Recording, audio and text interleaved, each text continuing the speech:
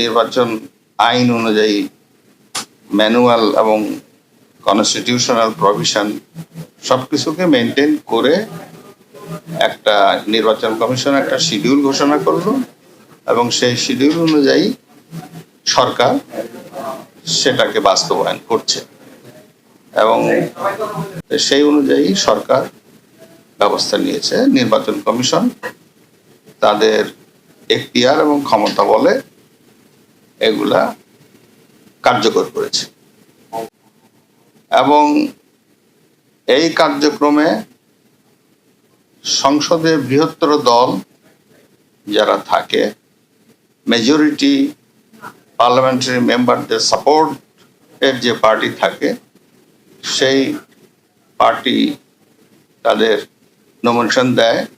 বিরোধী দল থাকলেও বিরোধী দলও নমিনেশন দিতে পারে, সে অধিকার প্রত্যেকের আছে। যে কোনো সংসদ সদস্য তাদের দল থেকে মনোনয়ন নিয়ে প্রতিদ্বন্দ্বিতা করার অধিকার এবং সেই নিয়ম অনুযায়ী বাংলাদেশ আওয়ামী লীগ বাংলাদেশের বৃহত্তম রাজনৈতিক দল, গণমানুষের দল, তাদের দলের নেত্রী আপনার হাউসের লিডার তিনি হলেন জননেত্রী বঙ্গবন্ধু কন্যা শেখ হাসিনা। একদিকে তিনি হচ্ছেন লিডার অফ দি হাউস, অপরদিকে তিনি বাংলাদেশের প্রধানমন্ত্রী। তো স্বাভাবিকভাবে এই নিশ্চয়তা তাকে নিতে হয় এবং সেই অনুযায়ী পার্লামেন্টে সামনে নির্বাচন সেহেতু আওয়ামী লীগ পার্লামেন্টারি পার্টির একটি সভা উনি ডাকেন, সভায় সকলের মতামত জানতে চান। আমাদের মাননীয় সংসদ সদস্যরা তারা সকলেই এক বাক্যে মাননীয় প্রধানমন্ত্রী বঙ্গবন্ধু কন্যা দেশরত্ন জননেত্রী শেখ হাসিনার উপরে তারা এই ভারটি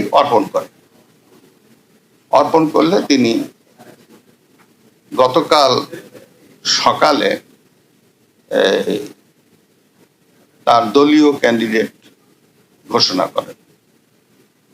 তার আগে উনি, এটা নিয়ম ওনার, স্বাভাবিকভাবেই যাকে তিনি করবেন তার অ্যান্টিসিডেন্টস এর খোঁজ নেওয়া, দেশের গোয়েন্দা সংস্থা যারা আছে তাদের মাধ্যমেও করা। উনি ওনার নজরেও যারা আসছে বিভিন্ন সময়ে দল থেকে, দলের বাইরে বিভিন্ন ব্যক্তি, তো উনি তো সবই জানেন, A to Z জানেন। এদিকে যেহেতু আগের থেকেই দেখা যাচ্ছিল যে জাতীয় পার্টি, বিরোধী দল তারা রাষ্ট্রপতি নির্বাচনে দলীয় ভিত্তিতে অংশগ্রহণ করবে না। তারা এই দায়িত্বটা সংসদে বৃহত্তর দল বাংলাদেশ আওয়ামী লীগের উপরে অর্পণ করে নাই, তবে তারা এ বিষয়ে নীরব ছিল। তবে আমি প্রচার ও পাবলিকেশন সাব কমিটির চেয়ারম্যান আওয়ামী লীগের, সেই হিসাবে আমি এক সপ্তাহ আগে প্রচার ও পাবলিকেশন সাব কমিটির আমরা 3 জন সদস্য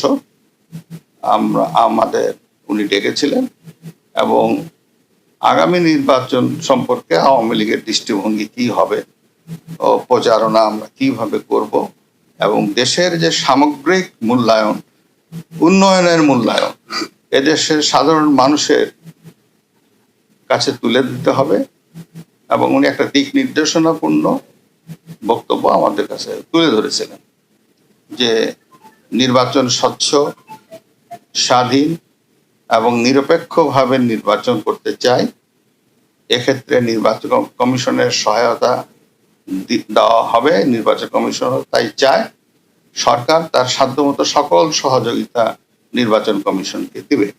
নির্বাচন কমিশন একটি স্বাধীন প্রতিষ্ঠান, তবে তাদের কিছু সাপোর্ট নির্বাচনকালীন সময়ে লাগে, যা তিনি একেবারে একদম নিরপেক্ষভাবে নির্বাচন অনুষ্ঠানের স্বার্থে, নির্বিঘ্নে নির্বাচন অনুষ্ঠানের স্বার্থে দেওয়া হবে বলে তিনি আমাদের কাছে বলেছিলেন। আরো বলেছিলেন দলকে দলের মতো করে কাজ করে আর এমপিদেরকে নিজেদের যোগ্যতায় ভোটে জিতে আসতে হবে। এখানে ম্যানিপুলেশনের কোনো প্রশ্ন নাই।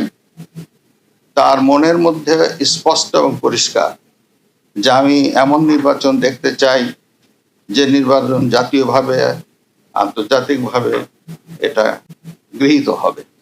যেহেতু আমরা তিনজন ছিলাম, আমি ছিলাম, সাদেকা হালিম ছিল আমাদের কো চেয়ারম্যান, তার সঙ্গে সোবান গোলাপ উনিও ছিলেন সম্পাদক। কথা হয়েছে, কথা হওয়ার পরে সে সময়ও কিন্তু আমি বুঝে উঠতে পারি নাই যে সামথিং ওনার মাথার মধ্যে আছে। আমি নির্বাচনে প্রচার ও প্রকাশনা সাব কমিটির চেয়ারম্যান হিসাবে কিভাবে কাজ টাজ করবো, এই প্ল্যানিং গুলো আমি করব বলেই আমরা সেদিন কথা বলে এসে ভাবতেছিলাম। যারা তৃণমূল থেকে বঙ্গবন্ধুর আদর্শে বিশ্বাসী হয়ে পরতে পরতে রাজনীতি করেছে, তাদের আদর্শ স্থির থেকেছে, ৭৫-এর মর্মান্তিক এই দুর্ঘটনার পরে, বঙ্গবন্ধু হত্যার পরে, সপরিবারে হত্যার পরে যারা আওয়ামী লীগ বা অঙ্গ সংগঠন সমূহের হাত শক্ত হাতে ধরেছিল, এই ধরনের ক্যান্ডিডেট আমি খুঁজতেছিলাম। বঙ্গবন্ধুর প্রতি কৃতজ্ঞতা, উনি আমাদের একটা স্বাধীন সার্বভৌম দেশ দিয়েছেন এবং যেই দেশে আজকে আমি, সেই স্বাধীন দেশের আমি আজকে সেনাপ্রধান। সমস্ত শহীদদের প্রতি আমার কৃতজ্ঞতা, সমস্ত মুক্তিযোদ্ধাদের প্রতি আমার কৃতজ্ঞতা। তারা তাদের সোনালী দিনগুলো আমাদের জন্য উৎসর্গ করেছেন এবং আজকে আমরা এই স্বাধীন সার্বভৌম দেশ পেয়েছি। আমার সমস্ত অফিসার, যারা কমান্ডিং অফিসার, যারা আমাকে বিভিন্নভাবে বড় করেছেন, আমাকে শিক্ষিত করেছেন, আমাকে আজকে আমি যেই পর্যায়ে এসেছি সেটার জন্য বিভিন্নভাবে শিক্ষা দিয়েছেন, তাদের কাছে আমি কৃতজ্ঞতা জানাচ্ছি। আমার সমস্ত সিনিয়র যারা আমাকে নার্চার করেছেন, তাদের প্রতি আমি কৃতজ্ঞতা জানাচ্ছি। এবং মূলত যে কারণে আমি মনে করলাম আপনাদের সাথে আমি কথা বলি, সেটা হচ্ছে যে আপনাদের প্রতি আমার কৃতজ্ঞতা। আপনারা অতীতে সেনাবাহিনীর সম্বন্ধে বিভিন্ন যে সমস্ত রিপোর্ট করেছেন, অত্যন্ত দায়িত্বপূর্ণভাবে করেছেন। কোনোদিন আপনারা আমাদের বিব্রত করেননি। আপনারা জানেন সেনাবাহিনীর কিছু কিছু ইনফরমেশন আছে যেগুলো সংবেদনশীল এবং ওই দিকটা বিবেচনা করে আপনারা সব সময় বিভিন্ন রিপোর্ট করেছেন। আপনার কাছে এই জন্য আমরা অত্যন্ত কৃতজ্ঞ এবং আমি আশা করব যে পরবর্তী সময়েও আপনারা এই দায়িত্বের সাথে এই সমস্ত রিপোর্টিংগুলো করবেন। এবং আমি কথা দিচ্ছি যে কখনো, অতীতেও কখনো হয়নি এবং ভবিষ্যতে হবে না, আমরা যে সমস্ত ইনফরমেশন আপনাদের দিব সবগুলো বস্তুনিষ্ঠ। এবং আপনাদের সাথে যে আমাদের সুসম্পর্ক ইনশাল্লাহ বজায় থাকবে। কখনো কোনো জিনিস নিয়ে যদি কোনো সন্দেহ দেখা দেয় বা কোনো ইনফরমেশন আপনাদের প্রয়োজন হয়, আমাদের আইএসপিআর আছে, আমরা আইএসপিআরের মাধ্যমে ইনফরমেশনগুলো দিই। আপনারা যদি আলাদা আলাদাভাবে ইনফরমেশন নেন তাহলে একটা সমস্যা থেকে যায় যে এক একভাবে হয়তো ইনফরমেশন আপনারা পান। এটা ব্যক্তি বিশেষের পার্সপেক্টিভের একটা ভিন্নতা থাকতে পারে, তখন এটা আপনাদের কনফিউজ করবে। এই জন্য আমরা সবসময় আমাদের আইএসপিআর আছে, আইএসপিআরের মাধ্যমে আমরা ইনফরমেশনগুলো দেই, সো দ্যাট ইনফরমেশনগুলো যেন সঠিক হয় এবং বিভিন্ন ধরনের ডিফারেন্ট ইনফরমেশন যেন আপনাদের কাছে না যায়। সেনাপ্রধান হিসাবে আমার প্রধান দায়িত্ব হচ্ছে সেনাবাহিনীকে সবসময় যুদ্ধের জন্য প্রস্তুত রাখা, বিভিন্ন ভবিষ্যৎ চ্যালেঞ্জের জন্য প্রস্তুত রাখা। সেই কাজটাই ইনশাল্লাহ আমি করে যাব। সেনাবাহিনী ইনএড টু সিভিল পাওয়ারে তার দায়িত্ব পালন করে। যদি সরকার আমাদের সেই দায়িত্ব দেয়, ওই দায়িত্ব আমরা নিষ্ঠার সাথে পালন করব। দুর্যোগ মোকাবেলায় যখন সরকার আমাদের নিয়োগ দিবে, ইনশাল্লাহ আমরা সেই সমস্ত দায়িত্ব ভালোভাবে পালন করব। দেশ গঠনে আমাদের নিয়োগ দিলে সেটাও করব। বিশ্ব শান্তির জন্য আমরা কাজ করে যাচ্ছি। আমরা ইউএন মিশনে আমরা ডিপ্লয় হই, বিভিন্ন ইউএন অপারেশনগুলো আমরা করি, শান্তি রক্ষার জন্য, বিশ্ব শান্তির জন্য আমরা কাজ করে যাই। সেগুলিও ইনশাল্লাহ জারি থাকবে। এবং আমি আমার প্রাক্তন সমস্ত সেনাপ্রধানদের প্রতি আমি কৃতজ্ঞতা জানাচ্ছি। ওনারা আজকে ওনাদের শ্রম দিয়ে, ওনাদের মেধা দিয়ে আজকে যে অবস্থায় সেনাবাহিনীকে রেখেছেন, আমি সেই অবস্থা থেকে সেনাবাহিনীকে আরও সামনে এগিয়ে নিয়ে যেতে চাই। ওনারা অনেক পরিশ্রম দিয়ে করেছেন এবং সেনাবাহিনীকে একটা অত্যন্ত সুন্দর জায়গায় আমি পেয়েছি আমার এর আগে সেনাপ্রধানের কাছ থেকে। ইনশাল্লাহ আমি ভবিষ্যতে সেনাবাহিনীকে এগিয়ে নিয়ে যাওয়ার আমার সর্বাত্মক চেষ্টা আমি জারি রাখব এবং দেশ এবং জনগণের প্রয়োজনে যখন প্রয়োজন হবে আমরা সর্বদা নিয়োজিত থাকব এবং জাতির পাশে থাকব ইনশাআল্লাহ।